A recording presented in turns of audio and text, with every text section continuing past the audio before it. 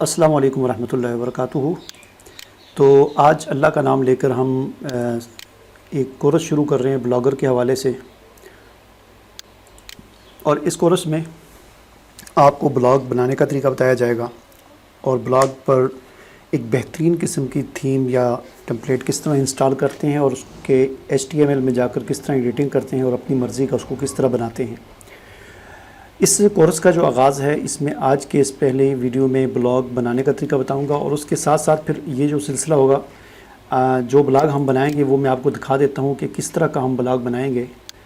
यहाँ पर आप देख सकते हैं प्ले स्टोर की तरह एप्लीकेशंस यहाँ पर डाली गई हैं। जिस तरह प्ले स्टोर होता है गूगल वालों का, हम अपने मोबाइल से जाते हैं, वहाँ पर जाकर कोई भी एप्लीकेशन सर्च करते हैं और उसे इंस्टॉल करते हैं, तो इस तरह का ये एक ब्लॉग बनाया गया है। तो ये ब्लॉग कैसे बनता है और इस ब्लॉग को बनाकर आप इस पर किस तरह एप्लीकेशन डाल सकते हैं और किस तरह फिर इस पर गूगल एडसन के ऐड लगाकर आप कमाई कर सकते हैं। इस किस्म के जो ब्लॉग होते हैं, वेबसाइटें होती हैं, वो उनकी अच्छी खासी जो है सर्च में भी आती हैं और लोग विज़िट भी करते हैं और अर्निंग भी होती है। ठीक है, तो सबसे अहम बात यह है कि सिर्फ़ मैं आपको इस किस्म की वेबसाइट बनाना या ब्लॉग बनाना ही नहीं सिखाऊंगा, बल्कि इस पर जितनी ये एप्लीकेशन अपलोड हुई हैं पहले से, जिनको मैंने अपलोड किया है, यानी कई आप कह लें कि काफ़ी जो मेहनत से काम किया है, ये सारा डेटा बैकअप जो है ये भी मैं आपको दूंगा। इसलिए आपने इन तमाम पार्ट्स को देखना है और किस तरह मैं ये काम करता हूँ। ठीक है, तो सबसे पहले आगाज़ करते हैं कि ब्लॉग आपने बनाना कैसे है। बहुत सारे लोग होते हैं जिनको ब्लॉग बनाने का तरीका भी नहीं आता, हो सकता है आपको आता हो, लेकिन मैं आपको दिखाता हूँ कि किस तरह ये टेम्पलेट जो हैं, एक ये वाली आप देख सकते हैं और दूसरी ये वाली भी है। ठीक है, यहाँ पर ऊपर इस तरह एक पट्टी नज़र आ रही है, इसमें एप्लीकेशंस हैं, ऐप्स हैं, और नीचे फिर इस तरह साइड पे इसका थोड़ा सा डिज़ाइन ज़रा मुख्तलिफ है। यहाँ पर इसके पेजेस वगैरह हैं और ये और चीज़ें भी हैं। ठीक है, तो आगाज़ जब आपने ब्लॉग बनाना हो तो उसका तरीका ये होता है कि आप अपने गूगल के यानी जीमेल के अकाउंट से लॉगिन हो। जब आप जीमेल के अकाउंट से लॉगिन होते हैं तो आपके पास यहाँ पर ये ऑप्शन आ जाती है, इसमें बहुत सारी चीज़ें हैं। तो इसमें नीचे जाकर यहाँ पर ब्लॉगर लिखा हुआ है, ठीक है ना, कभी कहीं पर ऊपर होता है, कहीं पर नीचे, तो आपने इस ब्लॉगर पर क्लिक करना है। जब आप इस ब्लॉगर पर क्लिक करेंगे तो अगर आपका पहले से ब्लॉग बना हुआ है तो आपके सामने इस तरह का पेज शो होगा, जिस तरह मेरे पास यहाँ पर शो हो रहा है, और ETO का एक ब्लॉग बना हुआ है। ठीक है, और अगर आपके पास पहले कोई ब्लॉग ना हुआ, आप पहली दफ़ा ब्लॉग बना रहे हुए, तो आप जब इस ब्लॉगर पर क्लिक करेंगे तो आपके सामने आ जाएगा क्रिएट ए ब्लॉग। ठीक है, बहरहाल जो भी सूरत हो, यहाँ पर आप जाएं और यहाँ पर न्यू ब्लॉग पर आप क्लिक करें और आपने सबसे पहले ब्लॉग बनाना है, उसको आपने एक टाइटल देना है। ठीक है ना, मैं इसको दे देता हूँ प्ले स्टोर, ये APK स्टोर लिख देता हूँ, APK स्टोर फ्री एप्स। ठीक है, ये इसका हो गया टाइटल, आप जो मर्ज़ी रख लें। ठीक है, यहाँ पर आपने एड्रेस बनाना है, यानी www के बाद क्या एड्रेस होना चाहिए, आपका डोमेन नेम क्या होना चाहिए। तो यहाँ पर भी आप कुछ भी रख सकते हैं। ठीक है ना, APK फ्री एप्स। ठीक है ना, मैंने ये रख लिया। यहाँ पर नीचे आगे खुद blogspot.com आ जाएगा, इस पर क्लिक करूँगा तो ये बताएगा कि ये नाम अवेलेबल है या नहीं है। देखें, ये येलो कलर का निशान आ गया, इसका मतलब ये है कि sorry this blog address is not available. ठीक है, तो आपने इसके अंदर यहाँ से आगे ये डॉट से पीछे आपने चेंजिंग करनी है। तो चूँकि इस पर बहुत टाइम लगता है नाम ढूंढने में, तो मैं इसके आगे कुछ भी लगा देता हूँ, मैं 111 लगा देता हूँ। ठीक है ना, तो ताकि आसानी से मिल जाए। ठीक है ना, तो ये अब देखें ये अवेलेबल है। उसके बाद आपने क्रिएट ब्लॉग पर क्लिक करना है, तो इस तरह 1 मिनट के अंदर आपका ब्लॉग बन गया, तो ब्लॉग आपका तैयार हो गया। ठीक है, अब इसको मैं व्यू करता हूँ कि ये किस तरह का है।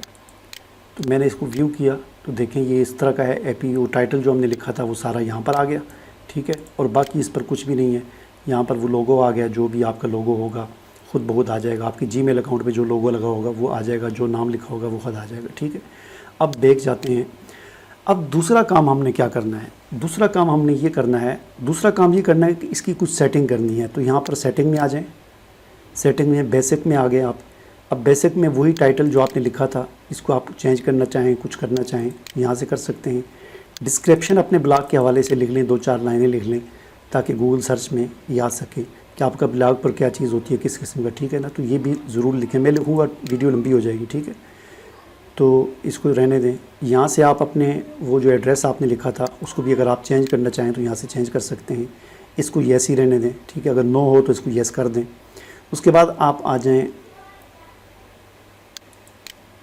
پوسٹ کے اندر، ٹھیک ہے. اس کے اندر بھی اگر آپ کوئی چینجنگ کرنا چاہے کر سکتے ہیں. لینگویج سیٹنگ ہے، سرچ کی سیٹنگ ہے، ٹھیک ہے نا. یہاں پر آپ نے آ کر تھوڑا سا یہ جو آپ کو نظر آ رہا ہے کسٹم روبوٹس، اس کے اندر آپ نے اس کو یس کر دینا ہے، ٹھیک ہے. یس کرنے کے بعد ہوم پیج پہ آپ نے آل کرنا ہے اور یہاں پر کلک کرنا ہے. آرکائیو پر آپ نے آرکائیو پہ آپ نے اس پہ کلک کرنا ہے اور اس پہ کلک کرنا ہے. ڈیفالٹ پہ آپ نے آل پہ اور اس پہ، اس کو سیو کر دیں، ٹھیک ہے. ادر پہ آ جائیں، ٹھیک ہے. اس کے اندر یہ بتایا ہوا ہے کہ آپ کے بلاگ کا جتنا ڈیٹا ہے اس کو اگر آپ سیو کرنا چاہیں تو یہاں سے آپ بیک اپ اس کا بنا سکتے ہیں. اور اگر کوئی اور ڈیٹا، جیسا میں آپ کو ڈیٹا دوں گا یہ سارا، وہ آپ یہاں سے امپورٹ کر سکتے ہیں. تو یہ کیسے کرنا ہے یہ بعد میں ہم کرتے ہیں، ٹھیک ہے. یہ یوزر سیٹنگ ہے. اس وقت ایک ہی یوزر ہے. اگر آپ اس کو اپنی پروفائل کی ایڈیٹنگ آپ اس بلاگ کی یہاں سے کر سکتے ہیں، ٹھیک ہے. تو یہ ساری آپ یہاں سے کر سکتے ہیں. اچھا جی، یہ تو ہو گیا یہ سارا کچھ بلاگ کے حوالے سے. اب ہم نے آگے جو کام کرنا ہے وہ یہ ہے کہ سب سے پہلے ہم نے جو ڈیٹا میں آپ کو پرووائڈ کروں گا وہ ڈیٹا آپ نے ڈاؤن لوڈ کر کے، اور یہ والی تھیم بھی آپ نے ڈاؤن لوڈ کر لینی ہے اور یہ والی تھیم بھی آپ نے ڈاؤن لوڈ کر دینی ہے. ویڈیو کے ڈسکرپشن میں نے لنک دیا ہوا ہے، اس لنک پہ آپ کلک کریں گے. لنک پر آپ جب کلک کریں گے تو آپ یہاں پر پہنچ جائیں گے. یہاں پر یہ والی تھیم بھی ہے اور نیچے ڈاؤن لوڈ ٹیمپلیٹ لکھا ہوا ہے، لائیو ڈیمو بھی ہے، اور یہ دوسری ٹیمپلیٹ بھی ہے، تھیم ہے. اس کو بھی آپ یہاں سے ڈاؤن لوڈ کریں گے. جب آپ ان دونوں کو ڈاؤن لوڈ کر لیں گے، ٹھیک ہے نا، تو جس وقت آپ ڈاؤن لوڈ کر لیں گے تو یہ ایک زپ فائل کی صورت میں آپ کے پاس 2 فولڈر آ جائیں گے. ان کو آپ انزپ کر دیں تو یہ ایک فولڈر، یہ دوسرا فولڈر. یہ تھیم 1 ہے، یہ تھیم 2 ہے. تھیم 1 کون سی ہے؟ یہ تھیم 1 ہے، اور یہ تھیم 2 ہے، ٹھیک ہے. تو اب ہم سب سے پہلے تھیم 1 کے اندر چلے جاتے ہیں. اس کے اندر کیا ہے؟ اس کے اندر آپ کو یہ 4-5 چیزیں نظر آ رہی ہیں. یہ لکھا ہوا ہے بیک اپ، یعنی جتنا ڈیٹا ہے، جس طرح بھی آپ کا بلاگ جو ہے یہ خالی ہے نا، تو یہ 1 منٹ میں وہ ساری پوسٹیں، وہ ساری ایپس یہاں پر چڑھ جائیں گی جو میں نے اس بیک اپ میں دی ہوئی ہیں، ٹھیک ہے. اور دوسرے نمبر پر یہ تھیم ہے، ٹھیک ہے. تو یہ 2 چیزیں آپ کے کام کی ہیں. اور تیسرا یہ ایک کوڈ دیا ہوا ہے، تو یہ کوڈ بھی میں آپ کو بتاتا ہوں یہ کیا ہے. اچھا، سب سے پہلے آپ نے بیک اپ اپلوڈ کرنا ہے. بیک اپ اپلوڈ کرنے کے لیے سیٹنگ میں جائیں، ادر میں جائیں، اور import back up, import content, ٹھیک ہے نا. امپورٹ کنٹینٹ پہ آپ نے کلک کرنا ہے.